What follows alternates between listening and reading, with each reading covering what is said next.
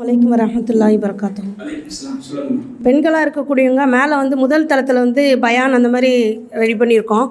ஆனால் வந்து சில டயத்தில் வந்து மைக்கு ரிப்பேரின் காரணமாக வந்து கீழே பெண்கள் பயான் ஆரம்பிப்பாங்க. ஆனால் ஹைலாக இருக்கக்கூடிய பெண்கள் வந்து எப்படி வரலாமா, எப்படி அதனோட விளக்கம்? சகோதரி, அவங்களுடைய கேள்வி, பொதுவாக பெண்கள் பயான் போன்ற நிகழ்ச்சிகள் எல்லாம் பெண்களுக்கு தனியான ஒரு இடத்துல நடந்துக்கிட்டு இருக்குது. அதில் அந்த தொழுகைக்காக ஒதுக்கப்பட்ட இடங்களில் நிகழ்ச்சி நடத்தப்படுறதில்லை. இப்போ சில நேரங்களில் அந்த மைக் செட்டு இது பிரச்சனையின் காரணமாக அந்த பெண்களுக்குன்னு தனியாக ஒதுக்கப்பட்ட ஒரு இடத்துல பயான் நடத்துவதற்குரிய ஒரு சூழல் இல்லை.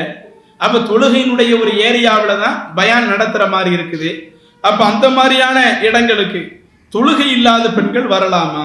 இதுதான் சகோதரி அவங்களுடைய கேள்வியினுடைய சாராம்சம். குர்ஆன்ல எடுத்து பார்த்தீங்கன்னா அல்லாஹ் தஆலா நமக்கு தெளிவாக சொல்லுகிறான். அந்த மாதவிலக்கு ஏற்படக்கூடிய பெண்கள், அதே மாதிரி குளிப்பு கடமையாக இருக்கக்கூடியவங்க, இவங்க வந்து என்ன செய்யக்கூடாது?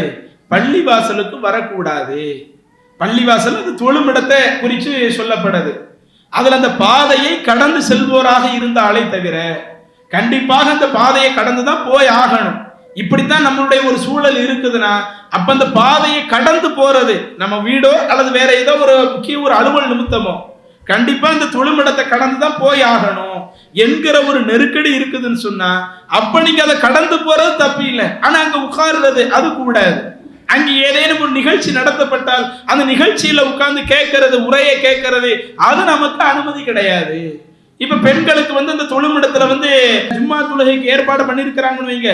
தொழுகை இல்லாத பெண்கள் அந்த தொழுமிடத்துல வந்து என்ன செய்ய முடியாது? நான் அவங்க வந்து உட்கார்ந்து அந்த உரைகளை கேட்க முடியாது. நான் தொழ மாட்டேன், இருந்தாலும் உரையை கேட்டுட்டு போறேனே என்று இப்படி செய்வதும் கூடாது. அந்த பள்ளிவாசல்ல பாதையாக கடந்து செல்வோரை தவிர என்று அல்லாஹ் குர்ஆன்ல சொன்ன சட்டமே அதை நமக்கு எதை உணர்த்துதே? அது போன்ற இடத்திற்கு ரொம்ப அவசியமான ஒரு நெருக்கடி போயே ஆகணும்.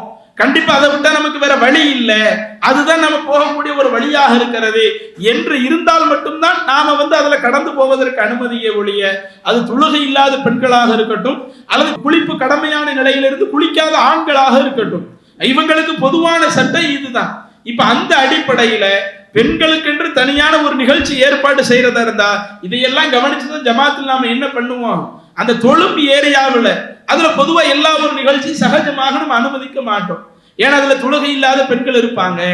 அப்ப அவங்களுக்கு வந்து ஒரு பள்ளிவாசல்ல தனி தளம் அமைஞ்சிருதுன்னு வைங்க. இப்ப இந்த பள்ளிவாசல்ல கீழ் இடம் இருந்தா தொழுகையினுடைய ஒரு இடமாக நம்ம ஒதுக்கி இருக்கிறோம். அந்த நிர்வாக வசதிகளுக்காக தொழுமிடமாக கீழே உள்ள ஒரு இடம் தான் நாம ஒதுக்கி இருக்கிறோமா? அப்ப நீங்க மேல வந்து நிகழ்ச்சி வச்சுக்கோங்க, மேல வந்து பெண்கள் பயான் நிகழ்ச்சி வச்சுக்கோங்க. அப்ப அதுல தொழுகை இல்லாத அவங்க வந்து போறாங்கன்னா அது தப்பு வராது.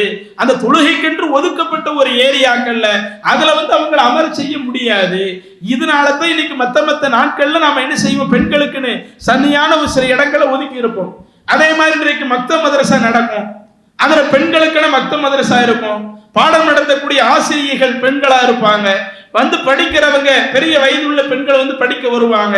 அப்ப இதையெல்லாம் சூழலை கவனித்து தான் அது கிளை நிர்வாகமா இருக்கட்டும் அல்லது மாவட்ட நிர்வாகமா இருக்கட்டும் அந்த தொழுகை இல்லாத பெண்களும் வருவதற்குரிய ஒரு சூழல் இருக்கிறதுனால அந்த தொழும் ஏரியா இல்லாத மற்ற பகுதியை அவங்க பயன்படுத்தக்கூடிய ஒரு பகுதியாக நம்ம வச்சிருப்போம். இப்ப ஒருவேளை இப்படி மைக் செட் பிரச்சனை இது என்று இருந்தாலும் அதுல வந்து வேற தொழுமிடத்துல தான் பயான் நிகழ்ச்சி ஏற்பாடு செய்யப்பட்டாலும் அப்ப அது போன்ற நிலையில உள்ள பெண்கள் கண்டிப்பாக அதை தவிர்க்கணும். அந்த தொழும் ஏரியாவுக்குள்ள நாம் என்ன செய்ய முடியாது? அந்த தொழுகை இல்லாத பெண்களை வந்து உட்கார்ந்து உரையை கேட்கிறது, அங்க பயானை கேட்கிறது, இது போன்ற நேரங்கள் நம்ம அதை பயன்படுத்த முடியாது. அப்ப மைக் செட் பிரச்சனைனா ஒன்னு அந்த கிளை நிர்வாகத்தில் உள்ளவங்க அந்த விஷயத்தை கொஞ்சம் கூடுதல் கவனம் எடுத்துக்குங்க. ஒருவேளை நம்ம அப்படி ஒரு வாய்ப்பில் அங்கதான் நடத்தி ஆகணும்னா அந்த தொழுகை இல்லாத பெண்கள் அது அல்லாத வேறு ஒரு பகுதியில் என்ன செஞ்சுக்கிடலாம். இப்ப இங்க பள்ளியில இதை விட்டு நீங்க வெளியே அங்க வராண்டாவில் இருக்கிறது அந்த மாதிரி நீங்க அதை இருந்து கொள்வது அது மார்க்கத்துல பிரச்சனை இல்லை. அந்த தொழும் ஏரியாவை கண்டிப்பா என்ன செய்யணும்? அவங்க வந்து அமர்வதை தவிர்த்தாகும். இஸ்லாம் மற்றும் சமுதாய செய்திகளை அறிந்து கொள்ள தமிழ்நாடு தௌஹீத் ஜமாஅத் யூடியூப் பக்கத்தை உடனடியாக சப்ஸ்கிரைப் செய்து கொள்ளுங்கள். மேலும் பெல் பட்டனையும் கிளிக் செய்து கொள்ளுங்கள்.